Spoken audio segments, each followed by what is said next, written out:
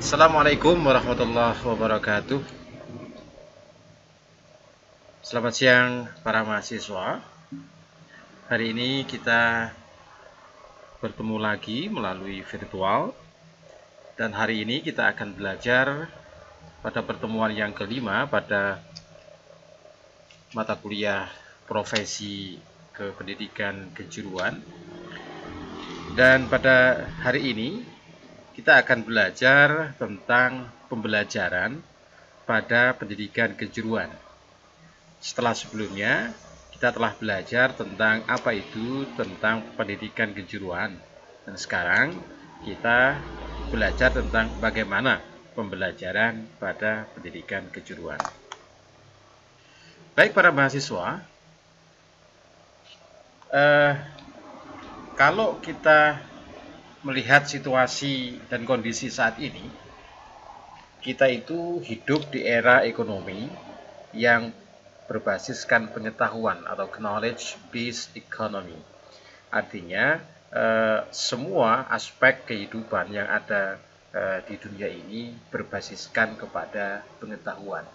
Artinya kalau orang yang tidak mempunyai pengetahuan, ia akan tidak bisa beradaptasi pada era sekarang ini dan yang akan datang.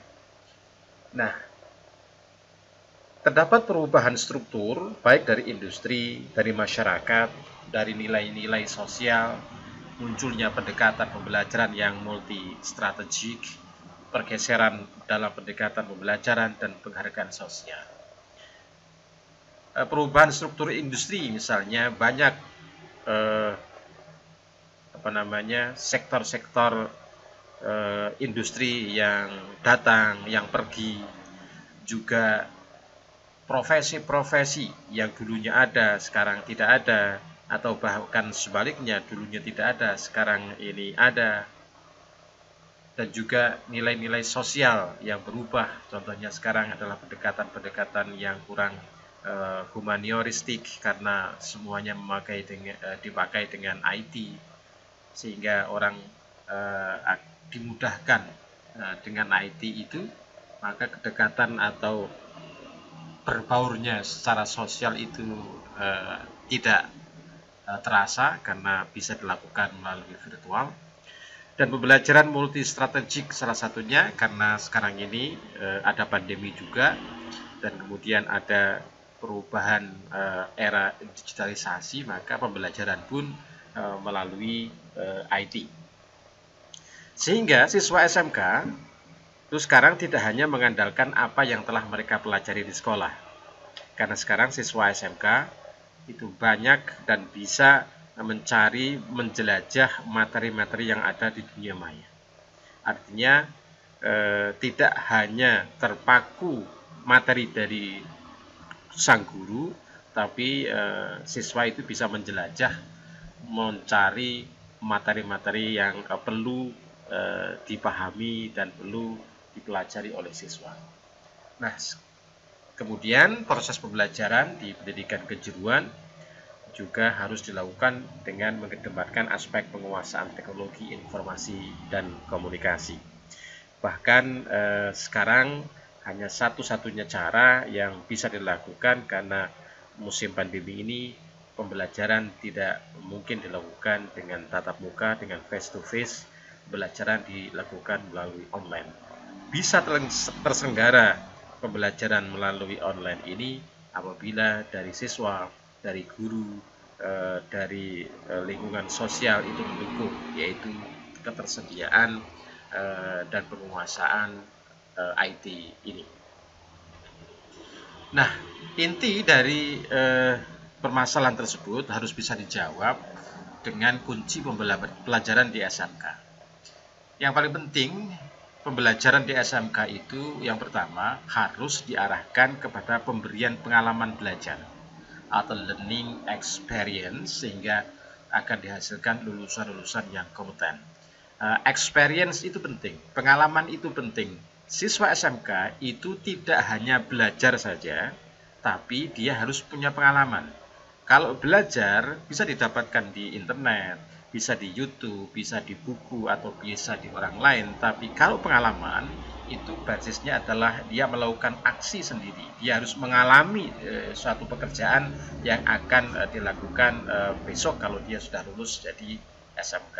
Makanya pembelajaran di SMK itu harus berbasiskan pemberian pengalaman kerja atau learning experience, sehingga lulusannya nanti akan mampu, berkompeten, dan mengerti apa yang harus dilakukan sebagai orang-orang yang profesional.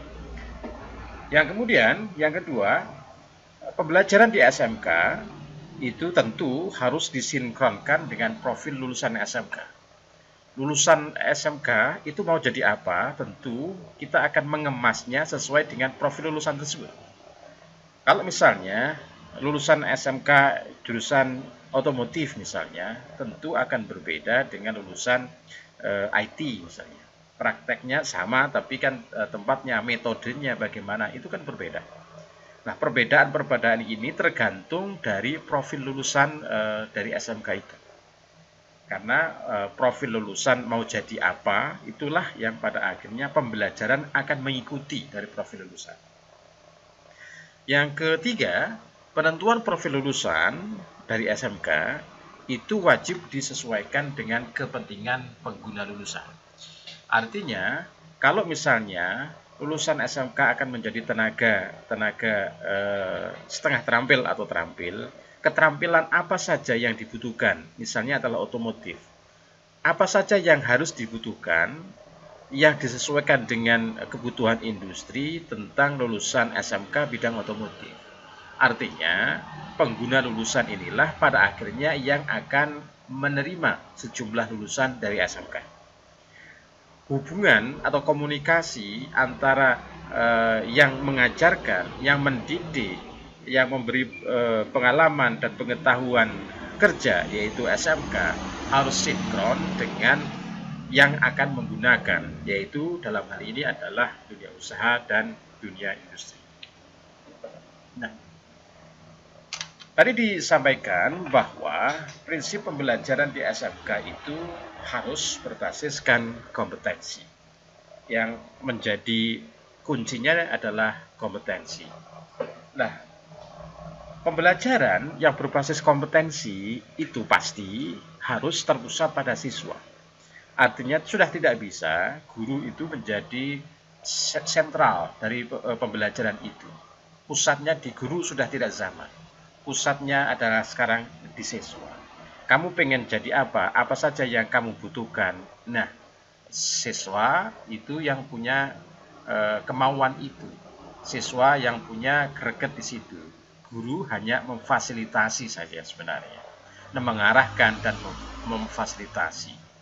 Kemudian yang kedua, pembelajaran berbasis kompetensi, ini menurut Sudira tahun 2009, itu berfokus pada penguasaan kompetensi. Bidangnya jelas, apakah itu otomotif, apakah itu elektro, apakah itu kesehatan, kompetensinya jelas, bahkan sampai pada level jelas. Levelnya di sini adalah level yang disesuaikan dengan KKNI, Kerangka Nasional Kualifikasi Kerja.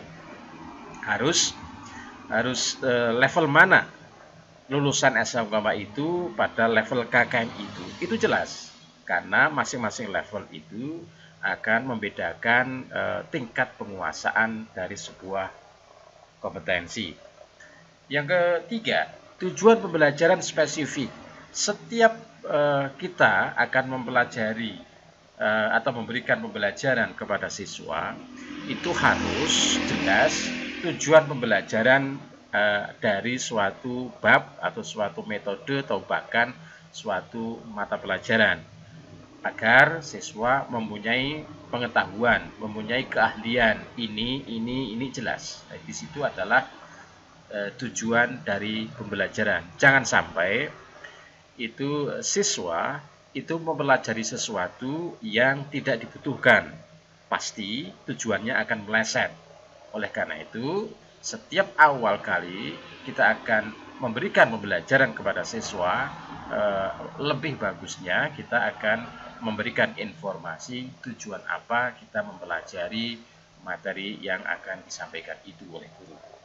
Yang keempat, penekanan pembelajaran pada unjuk kerja atau kinerja. Artinya di situ ada aspek prakteknya pembelajaran unjuk kerja. Minimal adalah ada unjuk kerja bidang yang akan dilakukan. Misalnya otomotif, tentu ada perangkat kerjanya, yaitu alat-alat kerja. Bukan hanya teori saja, tapi benda yang akan menjadi kompetensi spesifik itu ada dan dihadirkan pada saat kita melakukan pembelajaran. Yang kelima, pembelajaran lebih bersifat individual. Artinya sudah tidak zaman lagi pembelajaran itu bersifat kebersamaan. Artinya bisa saja orang itu kalau kebersamaan itu sebenarnya dia tidak mampu, tapi karena mendapat bocoran dari temannya dan sebagainya, dia terangkat. Nah, sekarang tidak zaman.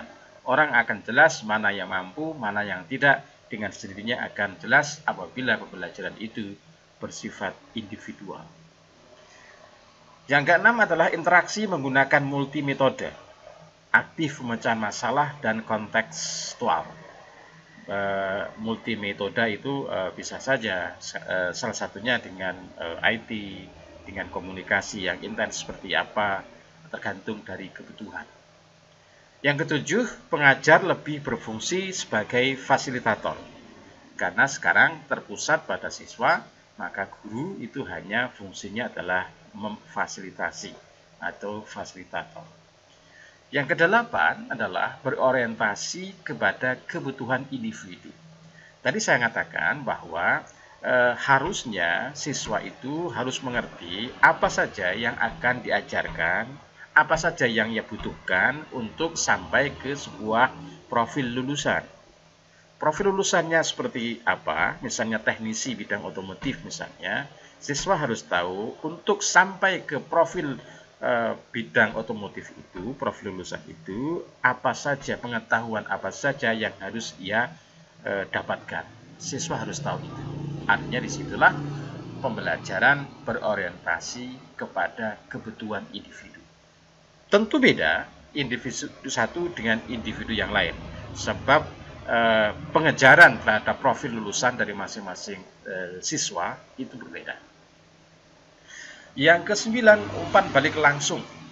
Artinya tadi antara guru dan murid, guru menjadi fasilitator, muridnya menjadi sentral. Nah, ada umpan balik di situ.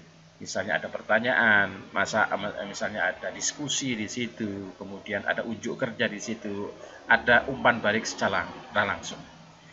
Yang ke-10 tentu kita harus menggunakan panduan, karena kita tadi adalah berbasiskan kompetensi. Kompetensi itu selalu ada acuan, kompetensi itu ada standar. Oleh karena itu dalam kita memberikan pembelajaran anak-anak SMK pun harus punya standar yang digunakan. Standarnya adalah standar misalnya Honda ataukah Suzuki atau Mitsubishi, jelas dari kompetensinya, dari profil hasilnya nanti seperti apa akan jelas ketika kita menggunakan panduan. Yang ke-11, belajar di lapangan atau praktek tentu. Dan yang ke-12, kriteria penilaian pun juga menggunakan acuan atau patokan atau PAP. Nah, sekarang saya sampaikan ini adalah perbedaan antara sekolah menengah kejuruan dengan sekolah umum. Ini adalah umum, ini adalah kejuruan. Dari sisi tujuan pengendalian, sekolah kejuruan itu hanya satu tujuannya sebenarnya. Dia mempersiapkan siswa untuk bekerja. Bukan tujuan yang lain, tapi bekerja. Lah, tidak hanya bekerja. Orang kalau tidak punya kompeten atau bahkan kurang kompetensinya, pasti ini tidak efisien. Karena yang dikejar itu adalah kompetensinya. Semakin tinggi kompetensinya, kinerjanya semakin tinggi. Kalau kinerja semakin tinggi, otomatis efisiensi kerjanya itu dia lebih besar. Sementara untuk untuk pendidikan umum itu dia mempersiapkan siswa untuk hidup secara lebih cerdas sebagai warga negara dan memahami serta menikmati hidupnya. Lah, cerdas ini umum. Salah satunya agar dia semakin cerdas, dia orientasinya melanjutkan. Beda dengan SMK. Kalau SMK jelas kerja. Kalau SMA, ini pendidikan umum ya, salah satunya adalah SMA. Dia agar menjadi orang yang mempunyai kecerdasan. Agar cerdas itu kuliah lagi, bukan bekerja kan. Nah, yang kedua sekarang perbedaannya pada materi yang diajarkan. Pada SMK memberikan pelatihan khusus dalam hal keterampilan dan pengetahuan. Yang pertama yang kita ajarkan di SMK adalah pengetahuan. Tentu pengetahuan dasar kompetensi itu. Kemudian kita praktekkan, tujuannya agar siswa itu mempunyai keterampilan. Keterampilan, kenapa dia harus punya keterampilan? Agar dia itu mempunyai keterampilan yang bermanfaat untuk dipersiapkan sebagai bahan untuk bekerja nanti. Sementara di SMA itu materi yang diajarkannya adalah memberikan pelatihan mengenai informasi secara umum saja. Artinya tidak spesifik pada suatu bidang. Kalau di SMA itu adalah di SMK itu adalah spesifik. Otomotif saja. Tidak mungkin banyak hal. Artinya kompetensinya jelas. Kalau sini adalah umum.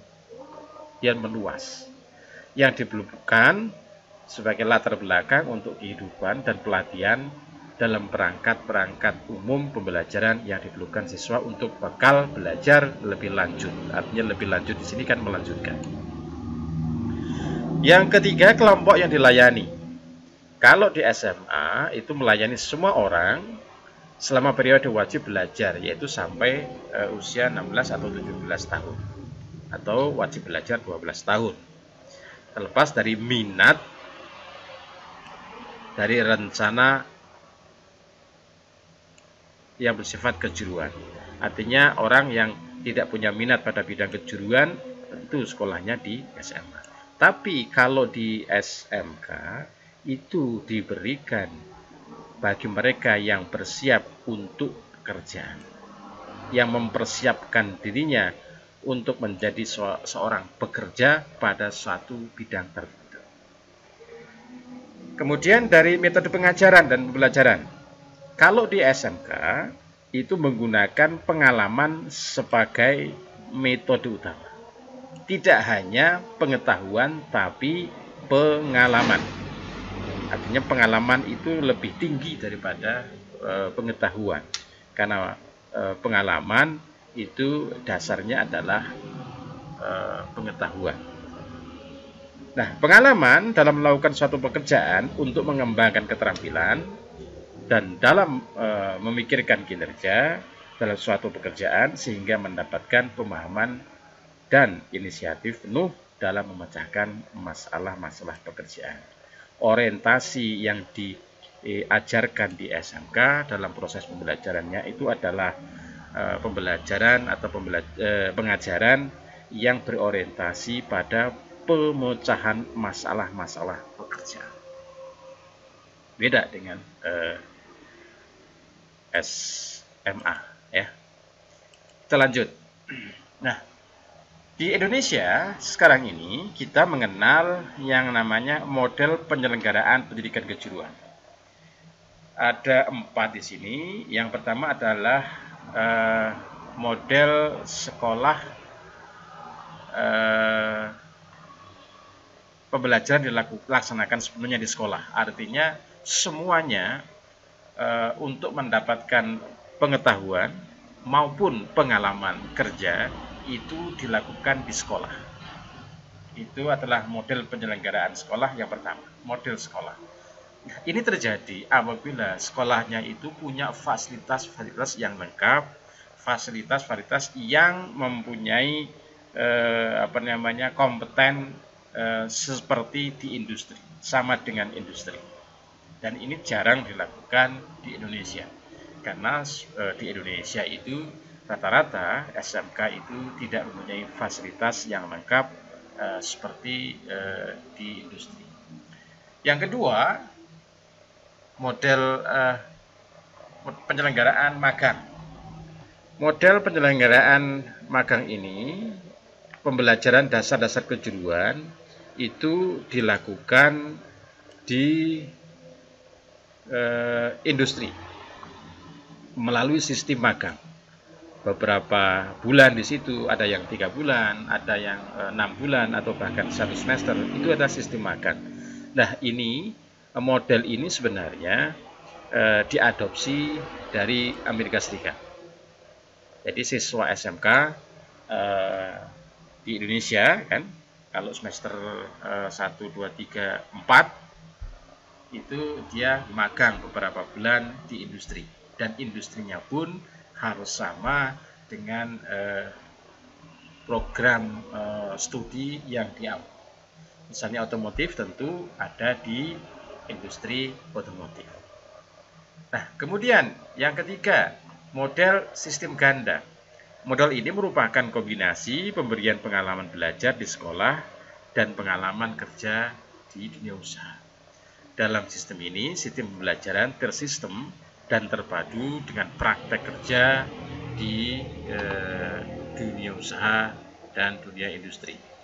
Ini juga banyak dilakukan di Indonesia melalui praktek kerja industri.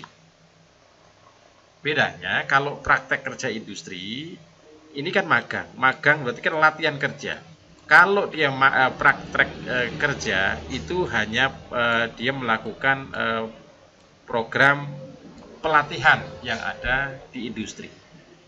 Ada perbedaan sedikit antara model magang dan praktek kerja.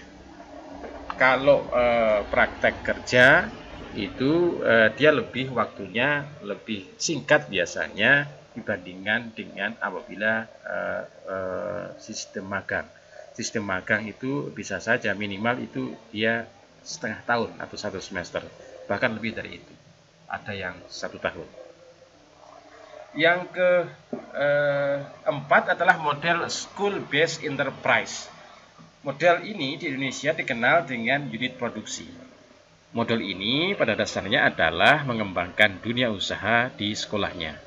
Yang dimaksud di sini adalah untuk menambah penghasilan sekolah, juga untuk memberikan pengalaman kerja yang benar-benar nyata pada siswanya. Nah, model ini dilakukan untuk mengurangi ketergantungan sekolah pada industri. Misalnya di sekolah ada unit produksi, ada factory, unit factory, ada bisnis-bisnis yang lain, misalnya punya bengkel, punya supermarket dan sebagainya, dan siswanya menjadi sekaligus praktek kerja di situ, yang dibimbing secara akademik oleh guru.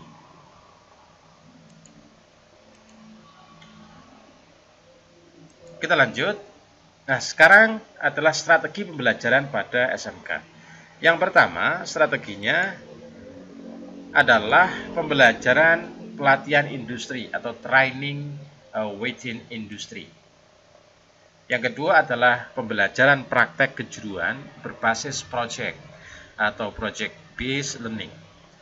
Yang ketiga, strategi pembelajaran di SMK adalah pembelajaran model pelatihan atau training model. Sementara yang keempat adalah strategi pembelajaran pelatihan laboratorium atau laboratory training learning. Kita lanjut di sini. Pembelajaran berbasis industri yang pertama. Ada fungsi utama pembelajaran berbasis industri perlu dilakukan di SMK. Fungsinya apa? Fungsinya yang pertama, tempat siswa belajar langsung seperti halnya di industri dan mengembangkan dirinya. Misalnya dari situ ada kemampuan manajerial, ada kemampuan akuntansi, ada kepemimpinan, ada kreativitas, pembentukan karakter, budaya kerja, motivasi, dan etos kerja. Manajerial, akuntansi, kepemimpinan, kreativitas, karakter, budaya kerja, motivasi, itu semuanya tidak cukup kalau hanya dipelajari. Dia harus dipraktekkan. Siswa harus punya pengalaman pada bidang itu. Nah, oleh karena itu, disinilah peran pembelajaran berbasis industri. Karena tempat belajarnya siswa untuk mendapatkan yang dimaksud tadi, manajerial, akuntansi, kepemimpinan, kreativiti, karakter, budaya kerja, motivasi, dan etos kerja, itu di industri. Karena suatu ketika dia akan menjadi bagian dari industri itu, dan dia harus punya pengalaman itu. Maka dia harus ada di industri. Secara ekonomi, sekarang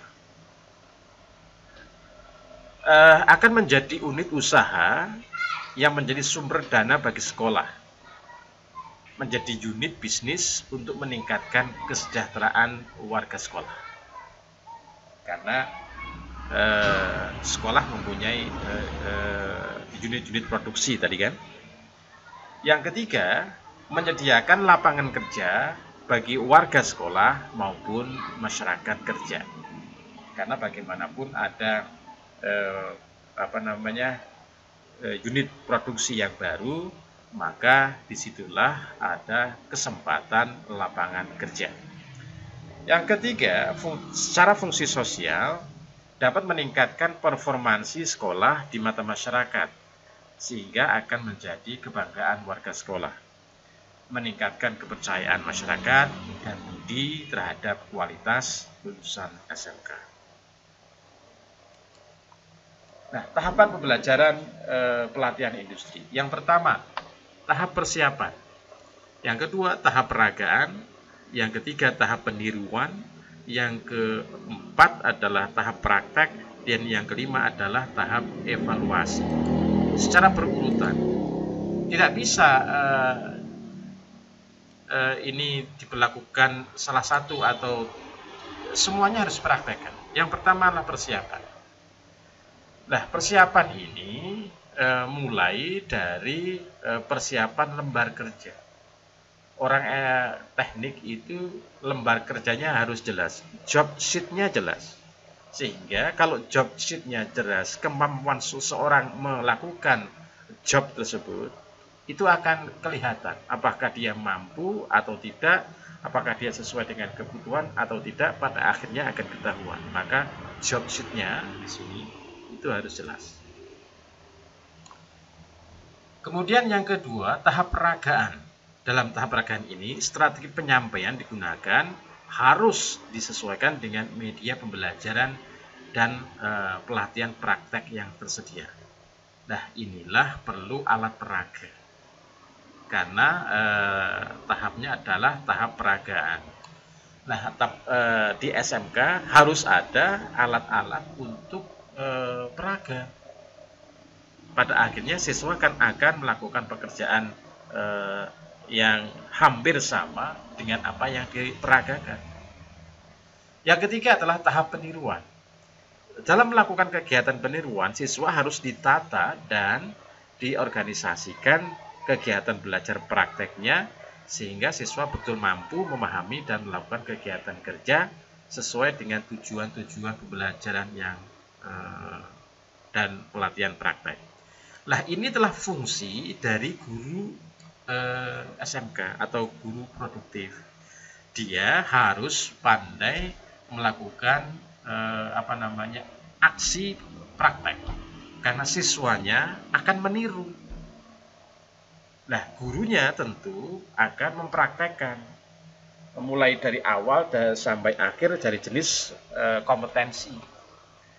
Makanya guru SMK itu harus pandai harus mempunyai kemampuan profesional pada bidangnya. Kalau misalnya otomotif, tentu dia harus menguasai bidang otomotif dan dia punya pengalaman untuk mempraktekkannya. Yang keempat, dia praktek.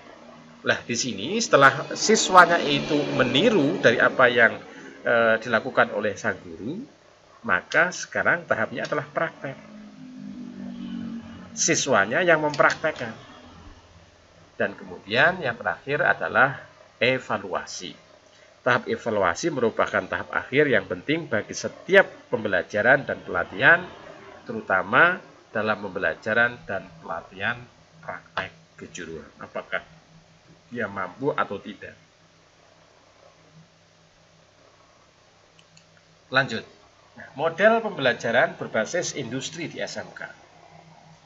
Yang biasanya kita mengenalnya dengan dual system atau pendidikan sistem ganda atau PSG. Nah, bagaimana teknisnya? Biasanya SMK itu menerapkan kurikulum yang sinkron dengan industri. Sinkron itu nyambung ya, dengan industri. Sinkron dengan industri. Kurikulumnya sinkron. Maka hasil lulusan dari SMK itu pun juga akan sinkron dengan kebutuhan industri. Sebenarnya antara SMK dan dunia usaha dan dunia industri itu saling membutuhkan. Satu sisi SMK dalam setiap tahunnya dia akan melahirkan, meluluskan lulusan. Sementara di industri dalam setiap tahunnya dia akan membutuhkan dari calon-calon pekerja. Karena banyak yang keluar, banyak yang pensiun, karena ekspansi usaha semakin besar, tentu ya akan semakin menambah kebutuhan tenaga kerjanya. Siapa yang bisa menjawab kebutuhan tenaga kerja dari industri? Tentu di sini adalah SMK. Makanya kurikulumnya harus sinkron. Kalau sinkron, lulusannya pasti sinkron dengan kebutuhan. Yang kedua, mengirimkan siswa untuk prakerin selama 3 bulan sampai dengan 1 tahun pada industri. Yang ketiga adalah uji kompetensi oleh industri dan atau lembaga sertifikasi keahlian. Oleh karena itu, sekarang mulai digalakkan setiap lulusan SMK itu harus mempunyai sertifikat kompetensi. Siapa yang menguji? Industri atau lembaga sertifikasi. Biasanya adalah LSP. Bukan guru lagi. Kalau yang menilai guru tidak fair, sebabnya yang mengajarkan kompetensinya adalah guru. Mosok yang mengajarkan sama dengan yang menilai, tidak fair. Tugasnya guru adalah mengajarkan saja, tapi lembaga sertifikasi inilah yang menjaga kompetensi itu. Salah satu tugas menjaga dari kompetensi itu adalah menilai tingkat ketercapaian kompetensi dari seseorang. Lanjut. Persyaratan pembelajaran praktek kejuruan berbasis proyek sekarang. Kalau misalnya metode pembelajarannya adalah berbasis project atau project based learning. Menurut Nolker dan Schoenfeld tahun 83, persyaratan pembelajaran praktek kejuruan berbasis proyek bisa dilakukan apabila sasaran yang harus dicapai berupa penyelesaian suatu problem yang kompleks. Yang kedua, para peserta yang memiliki kebebasan seluas mungkin untuk mengadakan penentuan mengenai subjek, perencanaan, pelaksanaan, serta penerapan proyek. Dalam proyek, keputusan diambil berdasarkan konsensus. Konsensus itu adalah kebersamaan. Kebersamaan baik industri maupun pihak sekolah. Tentu di situ ada standar-standar yang harus dijaga antara sekolah dengan industri. Yang keempat adalah guru berintegrasi. Guru tidak hanya di sekolah, tapi guru juga berintegrasi atau terjun langsung dalam kelompok proyek itu bersama dengan siswanya tentu. Yang kelima, diadakannya penelitian antara teori dan praktek. Yang keenam, diperlukan keterampilan mengenai lebih dari satu bidang guna menyelesaikan problem yang ditimbulkannya. Yang ketujuh, pekerjaan proyek dibagi dalam kelompok-kelompok kerja, gitu ya. Kemudian sasaran proyek adalah menghasilkan sesuatu yang nyata dan berfaedah. Artinya di sini adalah berfaedah secara bersama, baik siswanya manfaat, sekolahnya bermanfaat, gurunya bermanfaat, industrinya bermanfaat, dan semuanya bermanfaat. Dan wujudnya nyata. Lanjut. Nah, tahapan pembelajaran berbasis proyek. Ada 3 tahapan. Yang pertama adalah tahapan perencanaan. Yang pertama, pada tahapan perencanaan ini, kita merumuskan tujuan pembelajaran pada proyek ini. Apa tujuannya? Kemampuan apa saja yang akan didapatkan siswa kalau siswa itu dilibatkan melalui proyek atau pembelajaran berbasis proyek. Yang kedua, menganalisis karakteristik siswa. Proyek itu kan membutuhkan tenaga. Berapa orang yang dibutuhkan? Nah, siapa saja siswa yang diajak kerja sebagai salah satu model pembelajaran berbasis proyek. Nah, tentu di situ disesuaikan dengan karakteristik siswa. Dan juga karakteristik ini banyak, kemampuan, minat, dan sebagainya. Yang ketiga adalah merumuskan strategi pembelajaran.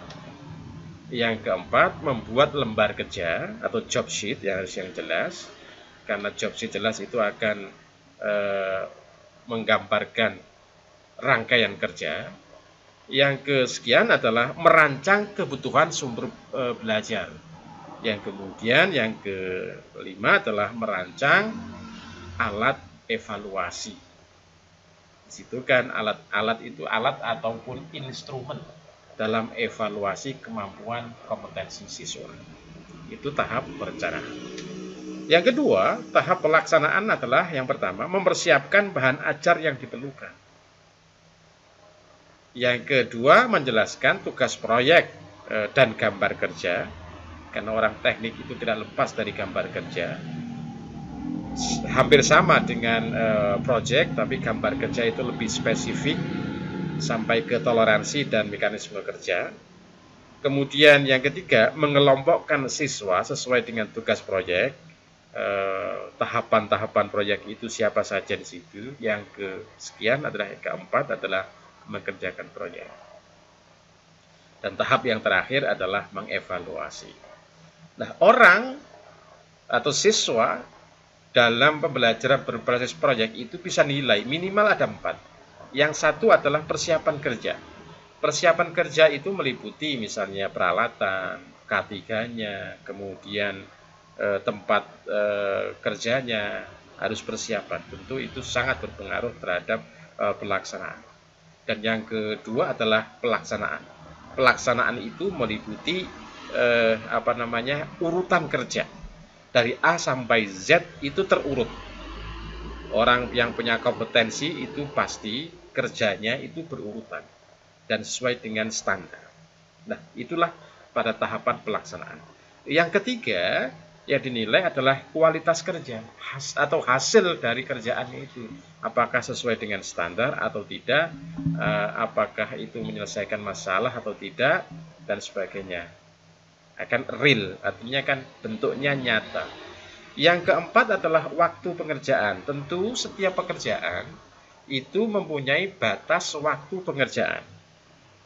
Bisa sih mengerjakan, tapi waktunya melebihi waktu yang ditentukan, berarti orang itu tidak kompeten. Minimal ada 4 sekali lagi. Yang pertama adalah persiapan kerja, yang kedua adalah pelaksanaan, yang ketiga adalah kualitas kerja, dan yang keempat adalah waktu pengerjaan. Nah, ini adalah tahapan pembelajaran model pelatihan. Yang pertama adalah penyampaian tujuan, penjelasan materi, pendemonstrasian, latihan atau simulasi. Yang kelima adalah latihan pengalihan atau training transfer, dan yang keenam adalah kunjungan industri. Nah, dilihat dari bentuk belajar secara umum, bentuk-bentuk penjumpaan antara pendidikan kejuruan dengan dunia industri, terdapat 3 bentuk utama menurut Nolker, yaitu Dharma Wisata, Widya Wisata, dan praktek pada dunia industri. Minimal Dharma Wisata. Anda akan diajak ke suatu tempat untuk mengenalkan, memperlihatkan pada dunia industri.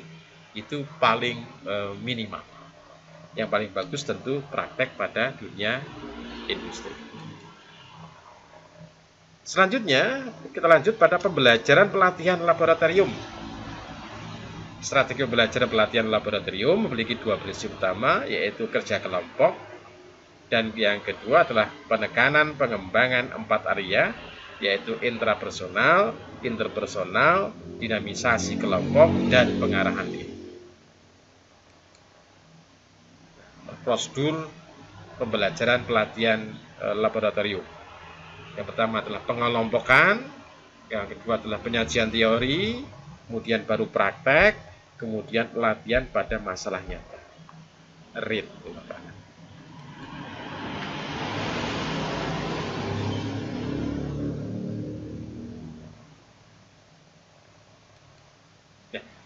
Demikian para mahasiswa yang dapat saya sampaikan untuk pertemuan yang kelima hari ini. Sekali lagi, setiap pertemuan akan ada kuis dan saya tunggu hasilnya kuis. Nah, jawaban kuis tentu berdasarkan pada materi yang telah saya sampaikan kepada Anda. Terima kasih sekali lagi.